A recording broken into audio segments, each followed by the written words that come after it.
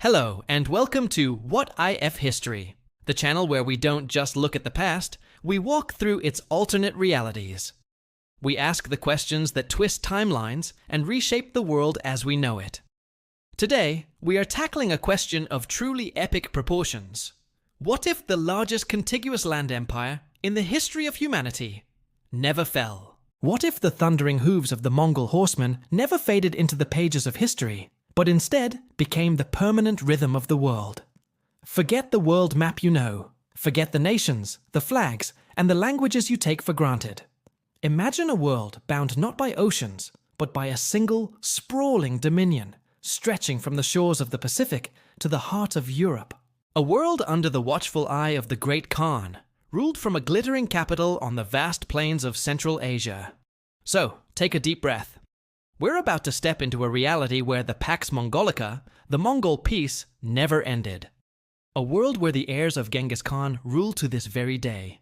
Let's start not in the past, but in the now. The year is 2025. Picture yourself not in New York, London, or Tokyo, but in the grandest metropolis on Earth, New Karakorum. The air here is a strange mixture. You can smell the crisp, cold air sweeping down from the Khangai Mountains, a scent of pine and open earth that speaks to the empire's nomadic soul. But beneath it is the hum of the city, the scent of sizzling mutton from 1,000 street stalls, the sharp tang of ozone from the maglev trains, gliding silently on elevated tracks above, and the faint, sweet perfume of incense drifting from temples, mosques, and churches that stand side by side. Look up. The sky is a brilliant, piercing blue, what the old shamans call the eternal blue sky, Tengri. But the horizon isn't dominated by scattered skyscrapers competing for individual glory. Instead, the city's architecture is a breathtaking fusion of styles, mandated by the Imperial Bureau of Aesthetics. Sweeping, pagoda-like roofs cap structures of steel and smart glass. Intricate Persian tilework adorns the facades of vast administrative centers. The formidable, robust architecture of old Russian fortresses is echoed in the city's orbital defense stations, their communication spires blinking in the harsh sunlight. You are standing in the Square of the Four Winds, the very heart of the empire. At its center stands the Silver Tree, a modern reconstruction of the legendary fountain of the old palace. But this one is 1,000 feet tall, a shimmering sculpture of polished chrome and flowing water, its branches holding conduits for the city's data streams. All around you, the people of the empire flow like a river. A Han Chinese merchant in a fine silk robe haggles with a Turkic artisan over the price of a hand-woven carpet, their conversation happening in the common tongue, a heavily modified form of the old Chagatai language, now the lingua franca of half the world. A group of European engineers, their faces pale and serious, stride past, their conversation clipped and technical. You see women from the Indian subcontinent in vibrant saris, their arms laden with shopping bags from the Grand Bazaar, a sprawling underground complex that mimics the ancient Silk Road. Your personal device, a thin, flexible slate issued by the state, buzzes in your hand. It's the YamNet, the modern incarnation of the Mongols' legendary messenger system. It delivers a notification. Your social merit score has been updated. You opened a door for an elder, and a public conduct sensor registered the act. A few points have been added. A sense of quiet satisfaction washes over you. In the empire, loyalty and honor are not just virtues. They are quantifiable metrics that determine your opportunities in life. This is a world of incredible technological advancement, a world of peace and order, a world of unparalleled global trade. But it is also a world without democracy, without true individualism, without the concept of political dissent. It is a world of absolute authority, where the will of the Great Khan, a descendant of the Golden Family, is law. How did this happen? How did this nomadic empire, which in our timeline shattered into warring factions within a few generations, achieve such permanence? To understand that, we have to go back to the 13th century. In our history, the Mongol Empire's greatest weakness was its greatest strength, the Khan. The empire was the personal property of the Great Khan and his family. When a Khan died, the empire was thrown into chaos. Every prince with a drop of Genghis's blood in his veins felt he had a right to rule. The generals, the governors, the armies spread across a vast continent. All had to halt their campaigns and return to the capital for a Kurultai, a grand assembly to elect a new leader. This is precisely what saved Europe in our timeline. In 1241, Ögedei Khan, the son and successor of Genghis, died. His armies were on the doorstep of Vienna. They had crushed Poland, Hungary, and the Teutonic Knights. Europe was fractured, terrified, and seemingly defenseless. But the news of Ögedei's death reached the commander, Batu Khan. He had no choice. He turned his armies around and began the long ride home. The invasion of Europe was over before it truly began. Now let's twist the dial of history. Let's introduce one crucial change. What if Genghis Khan, a man of unparalleled vision, foresaw this fatal flaw? What if, in his great law code, the Yasa, he laid down a succession law that was absolute, clear, and brutal in its simplicity? Let's imagine this new law. The title of Great Khan is not to be elected. It is to be passed from father to eldest son. Any other claimant, any other prince who dares to challenge this divine mandate, is to be declared an enemy of the empire and hunted down without mercy. The Kurultai will no longer elect a ruler. It will simply convene to swear fealty to the new, preordained one. This single change is the seed from which our new reality grows. It is a brutal, autocratic solution. It removes the last vestiges of the Mongols' semi-democratic tribal traditions. But it ensures one thing above all else: stability. With this new law in place, the death of Ögedei Khan in 1241 is no longer a cataclysm. It is a transition. His eldest son, Guyuk, is immediately proclaimed Great Khan. There is no power vacuum. There is no recall of the armies. And so, Batu Khan does not turn back from Vienna. The year is 1242. You are a knight in the service of Frederick II, the Holy Roman Emperor. The news from the east has been a torrent of horror. An enemy that moves like the wind, an army of demons on horseback that appears from nowhere and vanishes just as quickly, leaving only ashes and death in its wake. They call them the Tartars, a name whispered with a dread that borders on the supernatural. You stand on the walls of Vienna, the cold stone beneath your gauntlets. The air is still. Too still. Then you hear it. It's not the sound of a marching army, the tramp of disciplined infantry. It is a low, growing rumble, like distant thunder. The sound of 100,000 horses. They appear on the horizon, not in neat formations, but as a dark, spreading stain. They are a sea of riders, their movements fluid and coordinated, like a flock of birds or a school of fish. They carry no large banners, only horsetail standards that whip in the wind. They are smaller men than you, wiry and tough, their faces weathered by the steppe winds, their eyes narrowed against the sun. The European way of war is about the decisive, pitched battle. It's about heavily armored knights charging in a glorious, earth-shaking assault. It is a science of brute force. The Mongols do not play this game. Their light cavalry swarms your flanks. They are the infamous horse archers. They ride with a skill that seems impossible, turning in the saddle to fire arrows with deadly accuracy. Their composite bows, made of horn, sinew, and wood, can outrange your crossbows. They don't charge your lines. They dance around them, peppering you with a relentless rain of steel-tipped death. You and your fellow knights, clad in hundreds of pounds of the finest steel armor, are itching for a fight. You are the tanks of the medieval world. Finally, the signal is given. The ground trembles as you charge. This is what you were born for. Glory awaits. But the Mongols melt away before you. They refuse to meet your charge. They feign retreat, drawing you out, further and further from the safety of your infantry. Your horses are heavy, bred for power, not endurance. They begin to tire. The Mongol ponies, small and shaggy, seem tireless. As your glorious charge loses momentum, turning into a disorganized and exhausted pursuit, the trap is sprung. From the flanks, from behind, the Mongols reappear. Heavier cavalry, armed with lances, axes, and maces, crash into your disordered ranks. The horse archers wheel around and now fire into your rear. You are surrounded. The glorious charge has become a slaughterhouse. This scene is repeated across Europe. The fragmented kingdoms, the feuding lords, the ponderous, heavily armored armies, they are all anachronisms in the face of this new kind of warfare. The Mongols are not just an army, they are a force of nature.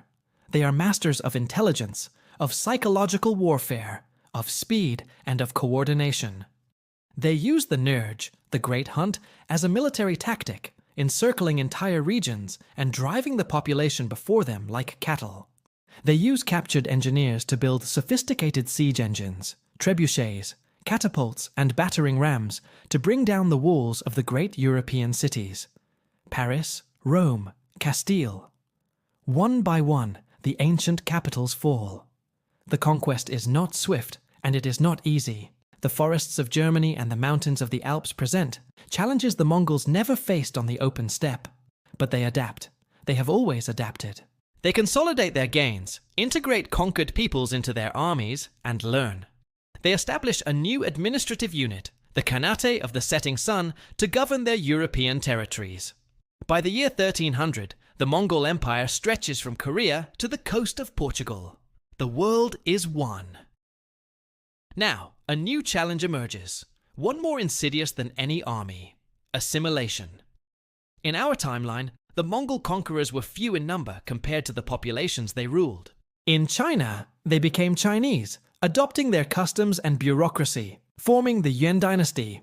In Persia, they became Persian, converting to Islam and patronizing its art and science, forming the Khanate. They were swallowed by the ancient cultures they had conquered. But in this new timeline, the empire remains a single, connected entity. The Great Khan in Karakorum holds the ultimate authority. The Yasa law, enforced by a network of ruthless imperial overseers known as Daragachi, ensures that Mongol traditions and Mongol rule remain supreme. Religious tolerance continues, as it was one of the pillars of Genghis Khan's policy. The Khans understood that faith was a powerful force, and it was better to allow people to pray to their own gods than to force them into a single belief and create martyrs. So, in this new world, Christianity, Islam, Buddhism, and Taoism all survive. But they are stripped of their political power. The Pope in Rome is a purely spiritual figure, his temporal authority dissolved. The caliphs are the same. All religious leaders must swear an oath of loyalty to the Great Khan, the chosen of the eternal sky. The empire becomes a great melting pot, but it is a pot stirred by a Mongol spoon. The Silk Road is no longer a perilous journey. It is the imperial highway, a paved and protected artery of trade and communication. A merchant can travel from the shores of the Black Sea to the coast of the Yellow Sea with a single imperial passport, his safety guaranteed by Mongol patrols. This unprecedented flow of goods also means a flow of ideas. Chinese printing technology, gunpowder, and the magnetic compass spread across the world not by chance, but by imperial decree. Persian astronomy, Indian mathematics, and Arab medicine become part of a global curriculum, studied in new universities or ordos of knowledge, established in major cities like Samarkand, Baghdad, and a rebuilt Kiev. But what about the Renaissance?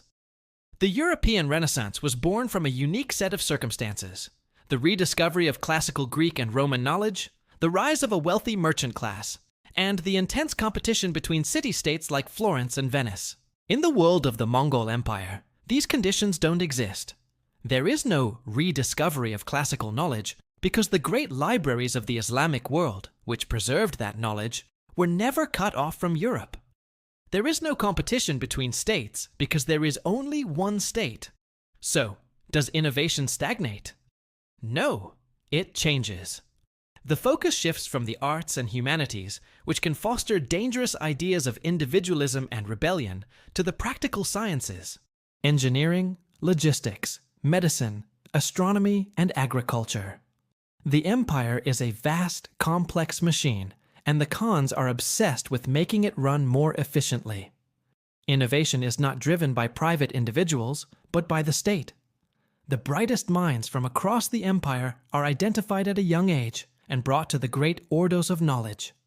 They are given unlimited resources, but their research is directed by the needs of the empire.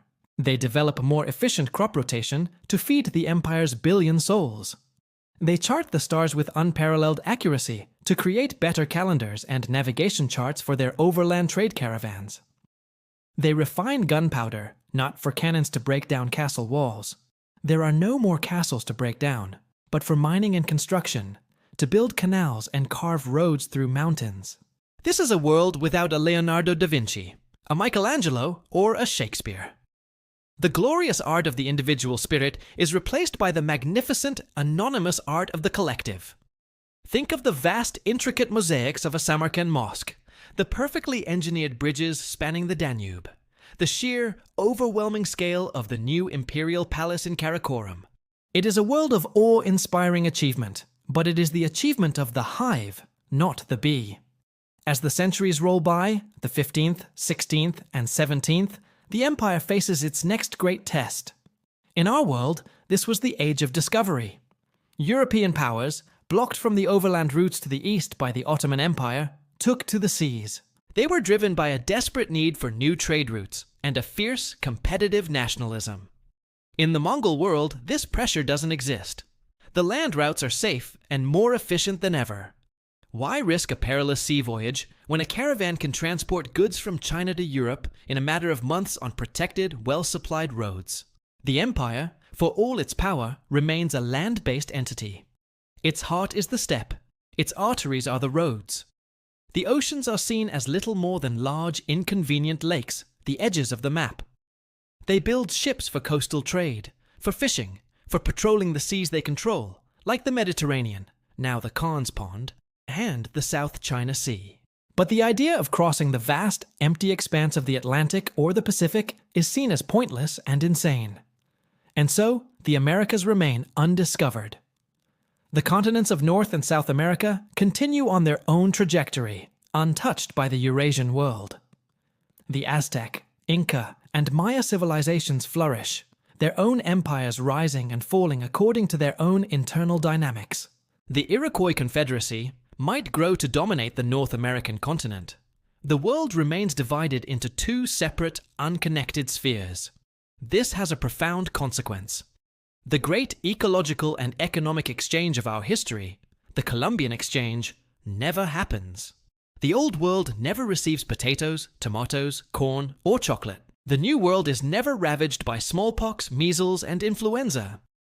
And the vast wealth of gold and silver from the Americas, which funded the empires of Spain and Portugal and fueled the economic engine of Europe, never flows into the global economy. The Mongol Empire's economy remains based on trade, agriculture, and tribute. It is vast and stable, but it lacks the explosive, inflationary dynamic that shaped our modern world. This sets the stage for the next great challenge: the Industrial Revolution. The Industrial Revolution in our world was born in Britain, fueled by a perfect storm of factors: abundant coal, a culture of scientific inquiry, a system of property rights that encouraged investment, and the vast wealth and resources flowing in from its overseas colonies. The Mongol Empire has some of these things. It has unimaginable reserves of coal in northern China and Siberia. It has a state-directed system of scientific inquiry. But it lacks the other key ingredients. There are no colonies to exploit. All lands are part of the empire itself, and while some regions are richer than others, the system is designed for tribute and taxation, not ruthless colonial extraction. More importantly, there is no system of private capital and investment. The economy is controlled by the state. A brilliant inventor can't simply build a factory and become a wealthy tycoon. All inventions, all major economic enterprises belong to the Khan. The impulse for industrialization must come from the top. And for a long time, it doesn't. The empire is stable. The population is controlled. The traditional ways are effective. Why change? Why risk creating a new class of industrial workers, a proletariat that could gather in cities and develop dangerous ideas? The wake-up call comes not from within, but from a strange, distant source. In the mid-18th century, a Mongol patrol ship in the Sea of Japan encounters a vessel of a design it has never seen before. It's a whaling ship from the Iroquois Confederacy, which has slowly developed its own maritime technology on the east coast of North America. The encounter is brief and confusing, but it brings back a shocking piece of intelligence to the imperial court. The world is bigger than they thought. This discovery sends a ripple of anxiety through the empire's leadership. For the first time in centuries, they are faced with an unknown, an outside power that is not under their control. Expeditions are sent, carefully and cautiously, across the great oceans. They find the Americas. They find continents teeming with people, resources, and civilizations that have developed in complete isolation. They are not easily conquered. The peoples of the Americas have had centuries to build their own empires, their own technologies. And while they may not have gunpowder, they have numbers, knowledge of their own lands, and a fierce will to remain independent. More importantly, the discovery shatters the empire's foundational myth, that it is the world. That all people exist under the dominion of the Great Khan, the universal ruler. Faced with this existential shock, the Khan of the late 18th century, a man named Timur Fu, makes a fateful decision. The empire must modernize. It must not just match the technology of these new worlds. It must surpass it, so that it can never be challenged. And so begins the Great Modernization, the Mongol Industrial Revolution. It is an industrial revolution unlike any in our history. It is not a chaotic, organic process of growth and exploitation. It is a centrally planned, brutally efficient, state-mandated transformation. Entire populations are moved.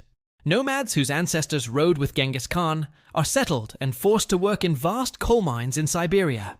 Farmers from the fertile plains of the Ganges are conscripted to build the new railway lines that will connect the empire's industrial centers. New cities, forged of iron and smoke, rise from the plains. The sky, once the sacred blue of Tengri, is now often gray with the soot of a million forges. The old social order is shattered. The warrior class, the horsemen who were once the pinnacle of society, find themselves obsolete. The new elite are the engineers, the logisticians, the administrators who run the great state-owned industrial combines. There are rebellions. Of course there are. Luddite-style movements of displaced artisans who smash the new machines. Peasant uprisings. Nationalist revolts from Europeans who still cling to the memory of their old kingdoms. But the empire's response is swift and merciless. The modern YamNet, now a telegraph system, allows the Khan to move his armies with terrifying speed. The new railways transport legions of soldiers, armed with rifles and artillery produced in the state armories, to any corner of the empire in a matter of weeks. Dissent is crushed before it can fester. By the dawn of the 20th century, the Mongol Empire has transformed.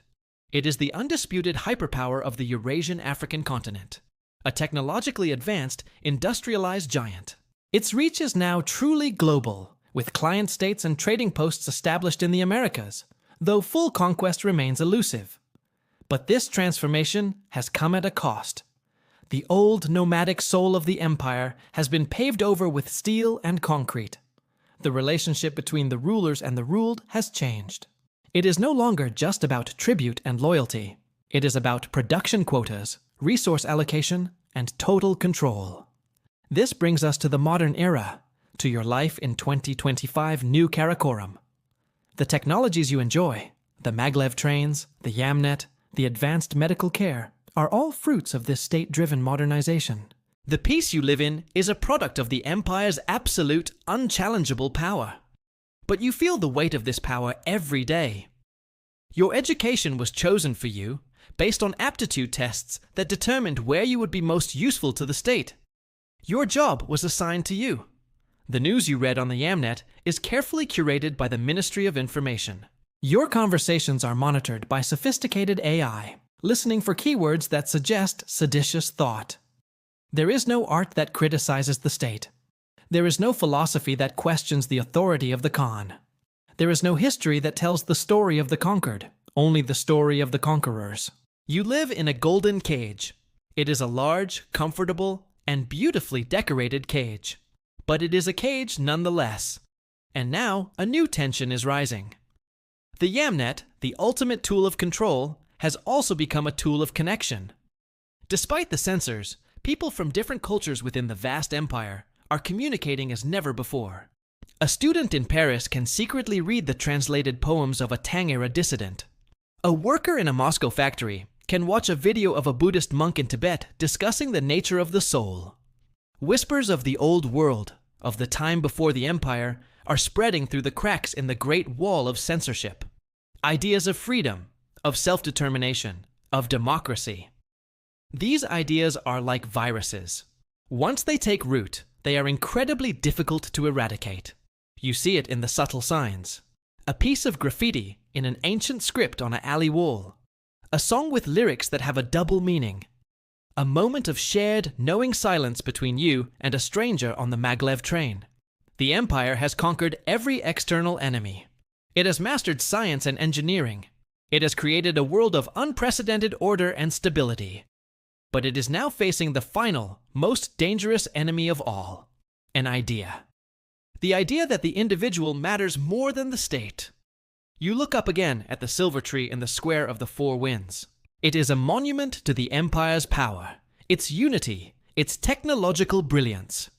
But you wonder for the first time, what holds it up, and what would happen if the roots began to rot? That question hangs in the air of your world, a silent, invisible tremor. And then, one day, the tremor becomes an earthquake. It starts with something small, a single act of defiance. In the city of Isfahan, in the heart of the old Persian Khanate, a young woman, a student of calligraphy named Alara, is arrested. Her crime? Painting a verse from a forbidden pre-conquest poet, Hafez, on a public wall. The verse reads, "Do not sit idle, for the world does not sit idle for you." In another era, her story would have ended there. A quiet disappearance, a name erased from the records. But this is the age of the YamNet. Someone films the arrest on their personal slate. The footage is grainy, chaotic. It shows the young woman, her face calm and resolute, being dragged away by the black-clad imperial justicars. Before she is taken, she looks directly at the camera and recites another line of poetry. The file is a tiny thing, a few megabytes. It is uploaded to the YamNet, but before the censors can scrub it, it is copied, and copied again. It is hidden inside music files, embedded in the metadata of architectural blueprints, encrypted as strings of genetic code. It becomes a digital ghost, impossible to exorcise. Within hours, it has been seen by millions. The story of Alara of Isfahan becomes a symbol. The poem she recited becomes a code. People begin to whisper it in the marketplaces. It appears, scrawled on walls in Kiev, in the dust on a transport in Delhi, in the steam on a tea house window in Beijing. The empire responds as it always has, with force and control. The justicars round up suspected sympathizers. The Ministry of Information floods the YamNet with counter-narratives, branding Alara a mentally unstable terrorist, a pawn of American agents. Your social merit score is now tied to your viewing habits. A single click on the forbidden footage can drop you into a lower social tier, costing you your job, your housing, your future. But it's too late. The spark has found dry tinder. The vague discontent now has a face and a name. And factions, long hidden in the shadows, begin to stir. You, an analyst at the Ministry of Logistics in New Karakorum, are a model citizen. Your merit score is exemplary. You believe in the empire. It is order. It is peace. It is progress. This unrest is a sickness, a foolish romanticism that threatens everything. One evening, you receive a message on a supposedly secure channel from your old mentor at the Ordo of Knowledge, a man named Kenji. The message is simple. The abacus is a beautiful tool, but it cannot count the human soul. Meet me. The meeting takes place in the city's old quarter, in a small restaurant that still serves airag, the fermented mare's milk of the ancient nomads. Kenji is older now, his face a web of lines, but his eyes are as sharp as ever. He is not a revolutionary, he is an engineer, a man of logic and reason. "They are strangling us," he says, his voice a low whisper. "The system is too rigid. It has become brittle. We have achieved stability, but we have sacrificed adaptability. We are a marvel of engineering, a perfect crystal. But a perfect crystal, when struck at the right point, shatters." Kenji is part of a group you never knew existed, the technocrats. They are not rebels in the traditional sense. They are high-ranking scientists, engineers, and administrators who believe the Golden Family, the line of the Great Khan, has become a liability. They see the hereditary succession, the very law that once saved the empire, as an anachronism. They believe the empire should be ruled not by blood, but by intellect, a true meritocracy.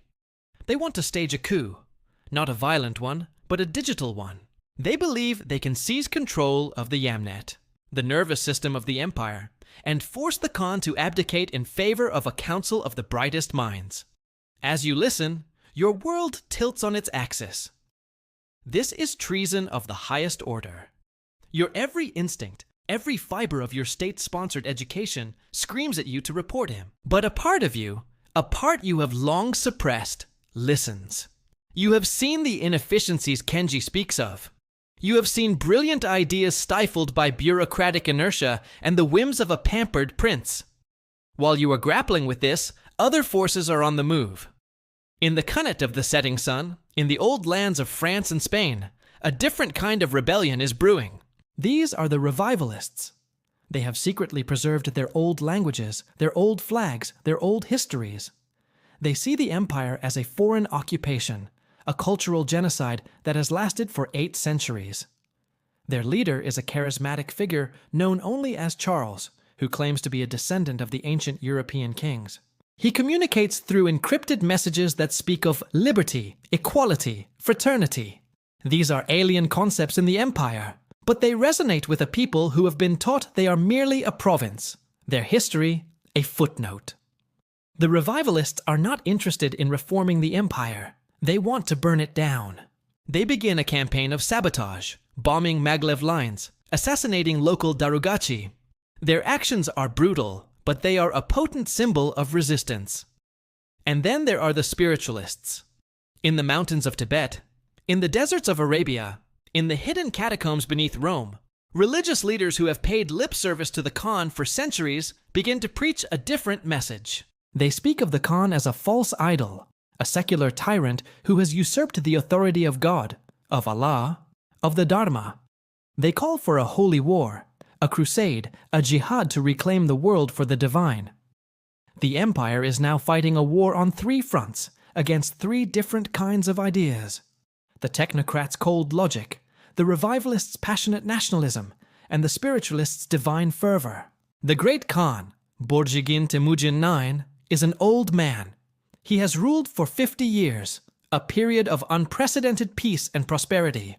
He cannot understand what is happening. He sees only ingratitude and chaos. His response is to tighten his grip. He unleashes the full power of the state's surveillance apparatus. Justicars patrol the streets with drones that can scan faces and read biosignatures, detecting anxiety and fear. Predictive algorithms flag individuals who are likely to become dissidents based on their online activity, their social connections, their very patterns of movement. Arrests become widespread. The golden cage gets smaller, its bars thicker. This is the world you now live in. A world of silent, simmering war. Your neighbor could be a revivalist. Your colleague could be a technocrat. The quiet man who serves you tea could be a spiritualist agent. Trust, the bedrock of any society, erodes. The empire's relationship with the American powers grows colder. The Iroquois Confederacy and the Tawantinsuyu Empire of the Andes, the successor to the Incas, watch the growing instability with alarm. They have their own advanced technologies, their own global interests. They begin to secretly fund the rebel factions, seeing an opportunity to weaken their great rival. The Cold War turns hot in proxy conflicts on the fringes of the empire, in Africa and Southeast Asia. You have to make a choice. Do you remain loyal to the empire, the only world you have ever known, and report your old mentor Kenji? Or do you join the technocrats, risking everything for a future you can barely imagine? Let's say you choose Kenji. You choose the future. You become a digital ghost. Using your high-level access at the Ministry of Logistics, you begin to create backdoors in the YamNet's infrastructure. You feed the technocrats information about troop movements, supply chains, and the weaknesses in the state's surveillance grid. your life becomes a constant, terrifying performance. Every day you go to work, you smile at the justicars in the hallway, you make small talk with your colleagues, you file your reports, and every night you risk complete erasure. The technocrats' plan is audacious. They call it Operation Eternal Sky. On the anniversary of Genghis Khan's birth, a global holiday, they will launch their digital coup. They will sever the Golden family's control over the YamNet and broadcast a single, undeniable message to every citizen of the empire. A detailed record of the ruling family's corruption, their incompetence, their hidden atrocities. They will expose the myth for what it is. As the day approaches, the tension is unbearable. The revivalists, sensing a moment of weakness, plan a massive uprising in Paris. The spiritualists call for their followers to march on the regional capitals. The empire is a powder keg, and the technocrats are about to light the match. The day arrives. You are at your station, your heart hammering against your ribs. Kenji's face appears on your private screen. "It is time," he says, "for a new Khan, a Khan of reason." You type the final command. You press enter. For a moment, nothing happens. Then the world goes mad. The YamNet doesn't just broadcast their message, it splinters. Different factions seize control of different sectors. In Europe, the screens fill with the old flags of France, of Poland, of Hungary. In the Middle East, a fiery sermon from a hidden imam calls for the faithful to rise. In China, a message from a supposed heir to the Ming dynasty appears, promising to expel the barbarians. The technocrats underestimated the power of the ideas they were fighting. They thought they could replace one form of control with another. But in breaking the Khan's authority, they shattered the one thing that held the vast, diverse empire together. They have not initiated a clean, logical coup. They have unleashed a global civil war. The years that follow are a new dark age. The 21st century becomes a storm of fire and blood. The great integrated infrastructure of the empire, the maglev lines, the power grids, the automated farms, collapses without the central authority to maintain it. Famine, a horror banished for centuries, returns to the land. The technologically advanced armies of the Khan fracture, their loyalties divided. Generals become warlords, carving out their own fiefdoms. The war is not fought between nations, but between cities, between factions, between ideas. A revivalist cell in Rome battles a technocrat collective, while both are attacked by a spiritualist militia. New Karakorum, the glittering heart of the empire, is besieged and eventually sacked, its wonders looted and burned. The silver tree falls, a twisted wreck of chrome and cable. The great Khan and his family are captured and executed, their dynasty ending not with a whimper, but with a roar of vengeful fury. From the chaos, a new world, or rather, many new worlds, slowly begin to emerge. The old nations of Europe, bloodied and scarred, reassert their independence. A new Chinese dynasty rises. Persia is reborn. But they are not the nations of our timeline. They have been too long under the empire's thumb. Their languages, their cultures, their very identities are a strange fusion of their ancient roots and 8 centuries of Mongol rule. The world is once again a patchwork of competing states. The Pax Mongolica is a distant memory, a legend of a time when one could travel from the Atlantic to the Pacific without seeing a border. What can we learn from this journey into a world that never was? We see that stability, even when it brings peace and prosperity, can come at a terrible price. The Mongol Empire in our story achieved a level of global unity and technological advancement that is staggering to imagine. But it did so by suppressing the very things that drive human progress in our own chaotic timeline: competition, individualism, and the freedom to think differently. The empire was a monument to order. But life is not orderly. It is messy, chaotic, and unpredictable. The human spirit, it seems, will eventually, inevitably, push against the bars of any cage, no matter how golden. The fall of this imagined empire leaves us with a chilling thought. It was not destroyed by an outside force, but by its own internal contradictions. Its greatest tool of control, the YamNet, became the instrument of its destruction. Its greatest strength, its unity, became its greatest weakness when that unity was shattered. It serves as a powerful reminder that no system, no empire, no matter how powerful, is permanent, and that the desire for freedom, in all its chaotic and often violent glory, is perhaps the most powerful force in human history. Thank you for joining us on this journey through a different past. Let us know in the comments what you think. Could the empire have survived? What other historical turning points would you like to see us explore? Until next time, keep asking, what if?